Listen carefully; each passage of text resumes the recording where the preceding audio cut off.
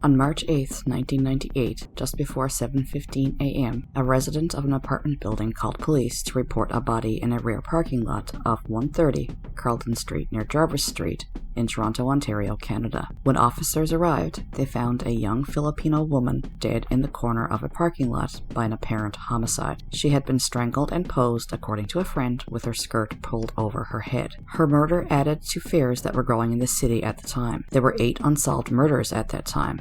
She was the 5th sex worker to be murdered in the city in the past 14 months alone. The victim was identified as 24-year-old Donna Oglive, a mother of 1 who was 4 months pregnant with her second child at the time of her murder. Donna was from British Columbia but split her time between there and Toronto regularly. She had only been in the city for about 5 weeks. She was working as a sex trade worker in the Gerrard Street East and Church Street area of Toronto when she was murdered. Her friends at the time claimed that no one cared. Donna had been booked on a flight to go back to BC the following Monday to be with her longtime partner and father of her son, Mason, an unborn baby, but she never made it. Nobody came forward with information and her murder was considered a random event. And that's how the case stood for many, many years. In 2019, the Toronto Police Services released a YouTube video appealing for information on Donna's murder, and in 2021, they again appealed for information on her case in their podcast, called 24 Shades of Blue,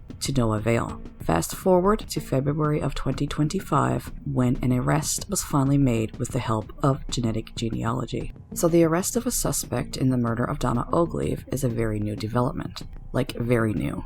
Like back in February of this year, 2025. It's just a couple of months ago. Police said in 2022 they used investigative genetic genealogy, and that had led them to the Agerman family in Gander, Newfoundland, Canada. From there, quote, investigators were able to gather a sample and make a match, and the person found to be responsible for murdering Donna Oglive was identified as Ronald Gordon Agerman. So on February 6, 2025, Agerman was arrested at the Pearson International Airport in Toronto. Police said he was living in nearby Scarborough and working as a truck driver at the time of Donna's killing. He was known to police, but they did not have a positive DNA identification. He had never been connected to the Oglive investigation. So Ronald Gordon Agerman is a 50-year-old Gander, Newfoundland man. He was working in the oil fields in northern Alberta for 2 weeks at a time and then flying back to Newfoundland where he lived at the time that he was arrested.